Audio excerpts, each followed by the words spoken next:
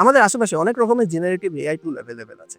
কোনটা রেখে কোনটা ইউজ করবেন এটার একটা বড় ধরনের কনফিউশন তৈরি হতে পারে। সো আপনি যদি নতুন জেনারেটিভ এআই শিখতে চান এবং আপনি ভাবছেন যে কোনটা আপনার পার্সোনাল এবং প্রফেশনাল লাইফকে ইফেক্টিভ করবে, এটা যদি জানতে চান তাহলে এই ভিডিওটি আপনার জন্য। So let's start with an all purpose tool.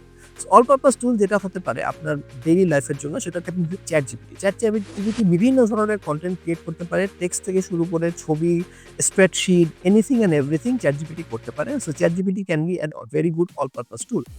Number 2 হচ্ছে আপনার যদি রেগুলার কাজের প্রসেসের মধ্যে মাইক্রোসফট অফিস থাকে, তাহলে অফিসের ভিতর থেকে আপনি Copilot অ্যাক্সেস করতে পারেন। Copilot can be one of the easy tool যেটা আপনি আপনার মাইক্রোসফট অফিস সফটওয়্যারগুলো থেকে like Outlook, PowerPoint, Excel এগুলো থেকে আপনি ব্যবহার করতে পারবেন। এছাড়া আপনি যদি মাইক্রোসফট অফিসের ইকোসিস্টেমে না থাকেন, গুগলের ইকোসিস্টেমে থাকেন, সিমিলারলি আপনি Gemini ইউজ করতে পারেন। Gemini can help you do your office related task better in Google Workspace. Number 3, আপনি যদি মার্কেটিং প্রফেশনাল হয়ে থাকেন এবং আপনার অনেক ধরনের ক্রিয়েটিভ তৈরি করতে হয়, তাহলে সেক্ষেত্রে Midjourney ক্যান হেল্প ইউ।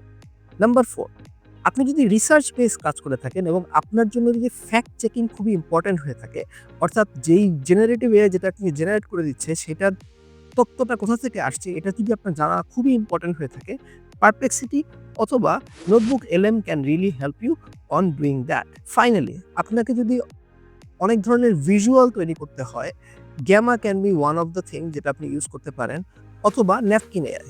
এই দুটো ইউজ করে আপনি রাইট ভিজুয়াল তৈরি করতে পারেন for your power point presentation, অথবা গ্যামাতে আপনি ডিরেক্টলি প্রেজেন্টেশনই আপনি বানাতে পারেন।